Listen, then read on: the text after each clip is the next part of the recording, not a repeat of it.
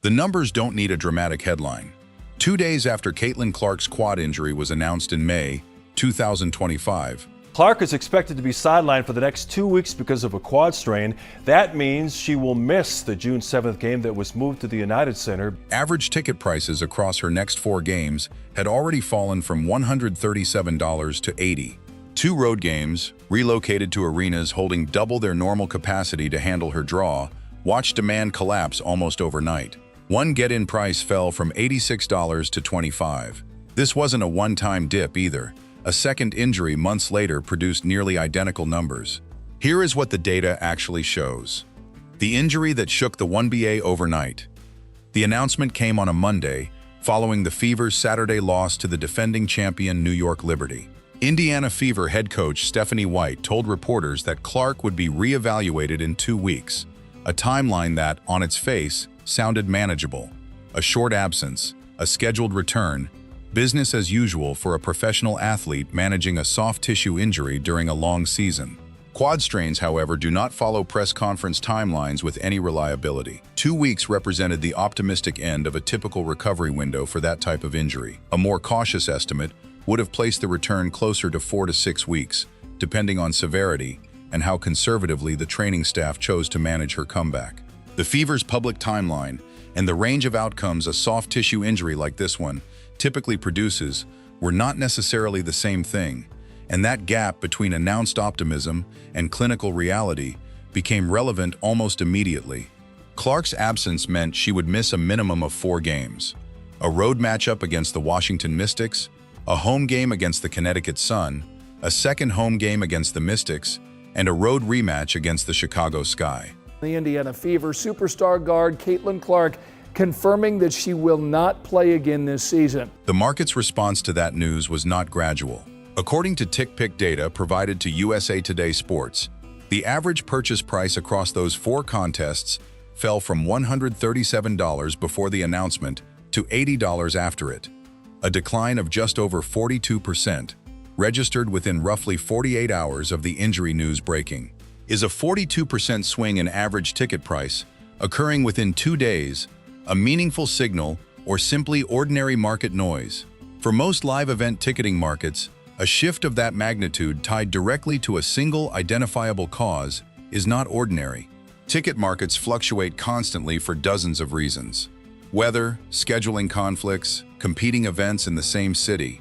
But a 42% movement occurring in the immediate aftermath of one specific announcement, and no other identifiable market event, points toward a single, dominant variable driving the price rather than background volatility. The specific games most affected illustrate the point further. The 2 home dates against Connecticut and Washington saw ticket floors drop into the low double digits, the cheapest available seats falling to roughly $11 and $13 respectively, according to TickPick's track data. Caitlin Clark is hurt, but they are celebrating the fact that ticket prices for the Indiana Felines are supposedly crashed. For a league that had spent the previous year setting attendance records specifically tied to Clark's presence, seeing get-in prices fall to levels reminiscent of the league's pre-boom era was not a subtle signal. It was close to an immediate reversion to a previous market state, the moment the primary driver of the new demand was removed from the equation. The arena gamble that backfired. The 2 road games carried a different kind of exposure because they involved decisions made well before the injury, decisions that assumed Clark's continued availability as a given. The Washington Mystics had relocated their matchup against Indiana away from their standard home venue to a larger facility in Baltimore, one capable of seating roughly 15,000 fans rather than the smaller capacity of their usual arena. The Chicago Sky made a comparable decision, moving their game against Indiana to the United Center, marking the first time a WNBA game had ever been played in that specific arena, a building built to host tens of thousands for NBA and concert events. Clark's on-court production during her rookie season had already established the statistical basis for that demand well before any of these relocation decisions were made. She had set the WNBA's all-time single-season assist record during her first year in the league. The WNBA's #1 pick with an outrageous 19 assists to set a new league record, while also ranking among the league leaders in three-point makes. Production that, combined with the extraordinary television and attendance numbers already being recorded, gave franchises genuine statistical justification for treating her scheduled appearances as premium, arena-scale events rather than standard home dates. These were not minor logistical adjustments. Relocating a game to a significantly larger venue involves marketing campaigns built around the new capacity, additional staffing and security scaled to the anticipated crowd, and venue rental costs that typically exceed what a team would pay at its regular home facility.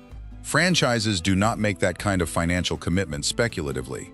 They make it because ticket demand data, built on Clark's demonstrated ability to sell out arenas that had previously struggled to fill a fraction of their capacity, justified the increased overhead and the increased risk. Most WNBA franchises, under ordinary circumstances, play in arenas seating somewhere between roughly 7,000 and 10,000 fans, a scale appropriate for the league's typical attendance figures prior to the growth spurt that began with Clark's arrival. Moving a game to a facility more than double that capacity is not a decision made lightly by a front office. It reflects genuine confidence, based on real ticket purchasing data from earlier in the season, that a specific opponent's roster would draw enough demand to justify the switch. That confidence had been well earned across Clark's rookie season up to that point, which is precisely why its sudden absence during this 2-week stretch registered as such a sharp market correction rather than a minor dip. That risk calculation depended entirely on one continuous variable, Clark being available to play. For the Chicago game specifically, the average purchase price fell from $210 before the injury announcement to $95 after it, a drop of well over half. The cheapest available ticket, previously sitting at $86, fell to roughly $25. Payroll for players was less than $20. A game that had been positioned as a marquee, arena-scale event, built around a rivalry angle involving Clark and Chicago's Angel Reese, was suddenly being resold at prices closer to what a standard, non-relocated WNBA game might command. A third relocation decision, made earlier in the season and separate from the two directly affected by the quad injury, adds further context to how aggressively opposing franchises had already begun betting on Clark's draw before this specific 2-week stretch. The Dallas Wings had moved their own matchup against Indiana to the American Airlines Center, home of the NBA's Dallas Mavericks, a venue built for professional basketball at NBA scale, not the smaller arenas most WNBA franchises typically call home. That relocation was not directly affected by the May injury, since it fell outside the immediate 4-game window, but it illustrates how widespread this pattern of venue upsizing around Clark's road appearances had already become across the league by that point in the season. Was moving these games to larger venues, in hindsight, a mistake on the part of Washington and Chicago's front offices? That's a harder question to answer cleanly than it might first appear. The decision to relocate was made using the best available data at the time. Clark's demonstrated consistent draw across her rookie season, and most business decisions of this kind carry some baseline injury risk that cannot be fully hedged against. What the 2-week stretch demonstrated was not that the original decision was unreasonable, but that the underlying business model those decisions rested on had very little redundancy built into it. There was no meaningful contingency plan for what happens to arena-scale ticket demand when the single player driving that demand is unavailable. Ticket revenue was not the only line item affected during this stretch, even if it was the most immediately visible and most precisely measured. Merchandise sales tied to specific game dates typically soften when a marquee player is unavailable, since a meaningful share of in-arena and online merchandise purchases around a given matchup are driven by anticipation of seeing that specific player. Sponsorship activations built around in-game moments, courtside signage exposure, broadcast integrations timed to specific players, also lose value when the anticipated audience fails to materialize at the levels originally projected. None of these secondary effects were tracked with the same precision as ticket pricing during this specific stretch, but they represent additional, harder to quantify exposure sitting on top of the ticket revenue numbers that were measured directly. The financial exposure extended beyond the ticket revenue itself. Venue rental agreements for arenas the size of the United Center or Baltimore's CFG Bank Arena typically involve costs that do not scale down, simply because attendance projections shift. Whatever marketing spend, staffing commitments, and security planning had already gone into preparing for a sold-out or near sold-out crowd were largely sunk costs by the time the injury was announced, regardless of how the actual attendance ultimately played out on game night. The fan reaction. This stretch also placed a specific kind of pressure on the league's stated goal of elevating its full roster of talent rather than concentrating attention on a single figure. A 2-week window in which one player's absence produced this scale of measurable market reaction is, in a very direct sense, a 2-week window in which the rest of the roster's collective drawing power was tested independently, and the ticket data suggests that test did not go particularly well from a pure attendance standpoint. That outcome does not reflect poorly on the talent or effort of the players who remained on the floor during those 4 games.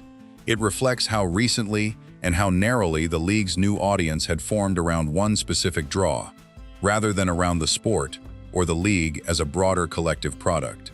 Alongside the measurable ticket price data, a separate and less quantifiable reaction unfolded across social media in the days following the announcement. A noticeable portion of fan commentary expressed frustration that extended beyond simple disappointment over missing a chance to see Clark play. It was a disappointing game, a disappointing result, but we've been here the whole season, we've followed along. It's been fun to follow Caitlin and the entire team. Some of that sentiment centered on ticket selling and rescheduling frustrations tied directly to the relocated games. Fans who had purchased seats for the Baltimore or Chicago matchup specifically because of the larger venue and the marquee matchup now facing a very different in-arena experience than the one they had planned around. A separate strand of the reaction was less about logistics and more about a broader, ongoing tension that had been building across Clark's rookie season. Commentary throughout that period had repeatedly returned to questions about how the league balanced promoting Clark's individual popularity against a stated desire to elevate the visibility of its full roster of players. That tension is genuinely difficult to resolve cleanly for any league built around both individual star power and a broader roster of talent. Leagues have navigated similar dynamics before, with varying degrees of success. But it meant that fan frustration during Clark's absence was not purely about the injury itself. It was layered on top of an existing, unresolved debate about how the league's promotional priorities were being set. Is it reasonable to characterize this reaction as a coordinated boycott, or is that framing an overstatement of what was, more accurately, diffuse and individually motivated fan frustration? The available public data supports the second reading more directly than the first. Ticket price movements reflect aggregate market behavior, thousands of individual buying and reselling decisions rather than any organized campaign, and there is no verifiable evidence of formal coordination behind the drop in demand. What the data does support is a clear, measurable pattern. A meaningful share of the audience that had been buying tickets to see Clark specifically was considerably less interested in attending those same games without her on the floor. That distinction between a league's core fan base and a single player's specific following is not unique to this situation. But it was unusually visible during this stretch because of how recently the league's growth had occurred. Fans who had discovered the WNBA specifically because of Clark's college career and her transition to the professional ranks had, in many cases, not yet developed the kind of broader league loyalty that typically takes multiple seasons to form. Caitlin Clark initially caught the nation's attention by reminding everyone of the game of Battleship. She can sink it from anywhere with precision. Their ticket buying and viewership decisions were, for a meaningful share of that audience, tied more closely to a specific player's presence on a given night than to any particular team or the league as a whole, a pattern common among newly acquired sports audiences generally, not specific to this league or this moment. That distinction matters for how the broader story should be told. Individually diffuse fan disengagement, driven by disappointment and logistics frustration, is a different phenomenon than an organized protest movement, even though both can produce similar-looking outcomes in ticket sales data. The more defensible reading of the available evidence is that a large number of fans, independently and for a range of overlapping reasons, made the same individual choice around the same 2-week window, which is a less dramatic but more accurate description of what actually happened than a framing built around deliberate, coordinated boycott behavior. 2 injuries, 1 unmistakable pattern. This was not an isolated incident confined to a single 2-week stretch in May. A separate injury later that season, a groin injury Clark had been managing intermittently, forced her out of that year's All-Star festivities in Indianapolis entirely. Get-in prices for that game fell by roughly 48% once her absence was announced, dropping from around $121 to $64. Nationally televised viewership also declined sharply, with some reporting placing the drop above 50%. Two separate injuries, months apart, produced strikingly similar market signatures, strengthening the case that the May stretch reflected a genuine, repeatable pattern rather than a one-time anomaly. The Caitlin Clark effect had, by May of 2025, become a well-established talking point across sports business coverage. Caitlin Clark is college basketball's biggest star. She's must-see TV, and she's growing the game in what some are calling the Caitlin Clark effect. Used to describe measurable increases in ticket prices, ratings, and merchandise sales tied to her presence. This stretch offered something the positive side of that effect rarely provides: a controlled demonstration of what happens in reverse, when the same variable is suddenly removed. That reversal is useful because it isolates the variable so cleanly. Ticket prices for the same teams, around the same point in the season, moved sharply one direction when Clark played, and sharply the other way when she didn't. Few natural experiments in sports business offer this clean a contrast, part of why this window drew as much attention from analysts as from fans. Does this prove the WNBA's growth was entirely dependent on one player, with no contribution from the rest of the roster? That would overstate the data. The league's trajectory involved multiple factors: expanded media deals, growing interest in women's sports, genuine talent beyond Clark. What this stretch demonstrates more precisely is narrower. For a meaningful segment of the league's newest ticket-buying audience, Clark's presence wasn't one factor among several. It was, in a significant number of cases, the deciding one. That narrower claim is easier to defend. League-wide attendance figures involve dozens of variables that resist clean isolation. Game-specific pricing for the same matchups, separated only by a roster availability change, involves far fewer confounding variables. Why this dataset gets cited so often in discussions of single-player dependency across professional sports generally. The clearest confirmation arrived roughly a year later, once Clark returned to full health.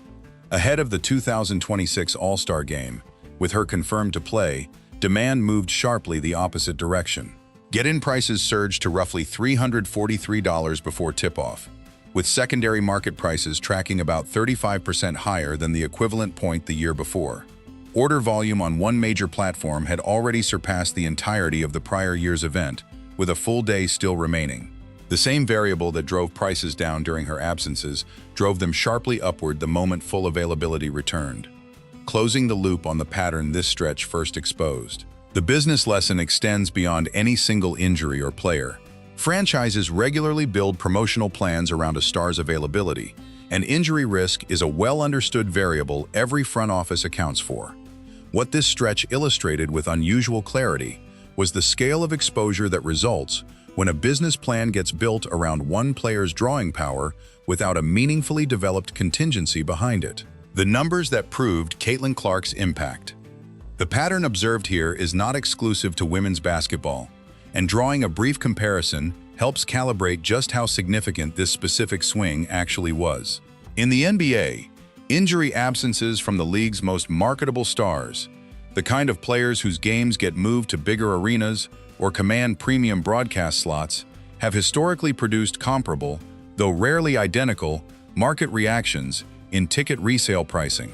The scale and speed of the reaction during this particular two-week stretch, however, stood out even by that broader standard, largely because the underlying fan base was so newly formed and so specifically tied to one player's individual popularity. As we all know, Caitlin Clark has changed the face of the WNBA. Rather than to decades of accumulated team loyalty that tends to soften this kind of swing in more established markets. Is that a criticism unique to how the WNBA or these specific franchises operated in this instance? Not particularly. Reliance on a single transcendent talent is a recurring pattern across professional sports broadly, and other leagues have faced comparable exposure when a marquee player has gone down with injury. What made this instance especially visible was the size and speed of the market reaction, combined with how recently the underlying demand curve had been established. A demand pattern only a single season old had not yet had time to diversify or stabilize around additional draws, which likely made the reversal sharper and more immediately visible than it might have been for a more mature, more evenly distributed fan base. The measurable outcomes from this stretch, the ticket price data, the venue relocation decisions, and the diffuse fan reaction, together sketch a business case study more than a moral one.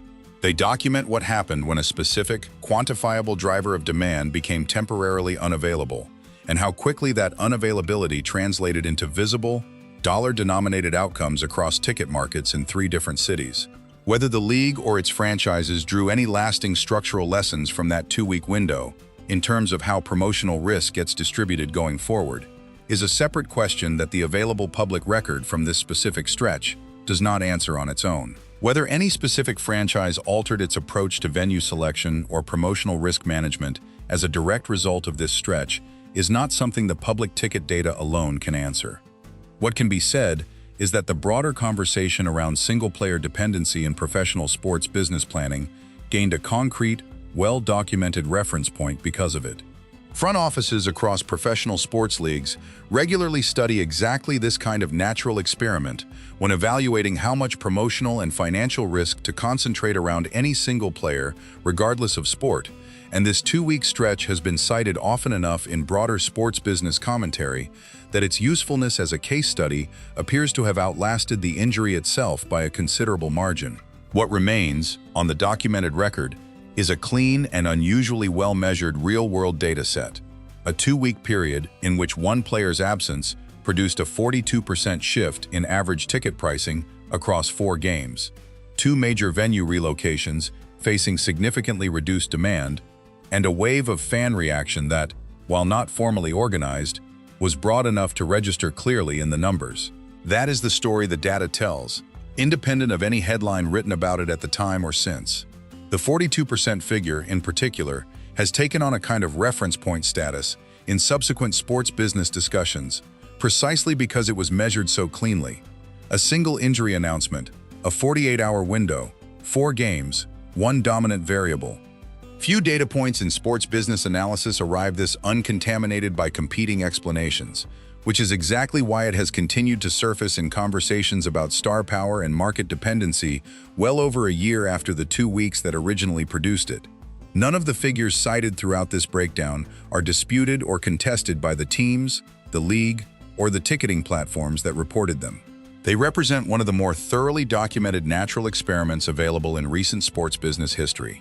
A clean, dollar-denominated record of what a single player's availability was worth to 3 different franchises, measured not through opinion or speculation, but through the actual purchasing decisions of tens of thousands of fans across a 2-week window in May. 42% down in May, 48% down at All-Star, 35% up a year later, the moment full health returned. 3 separate moments, 1 continuous line running through them, Caitlin Clark's availability, measured not in opinions, but in actual dollars spent by tens of thousands of fans. 2 relocated arenas learned that lesson the hard way, and the league has had over a year now to build more redundancy into how it manages that risk. Whether it has is worth revisiting every time this pattern repeats.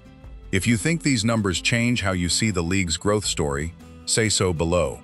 Like this video and subscribe for more.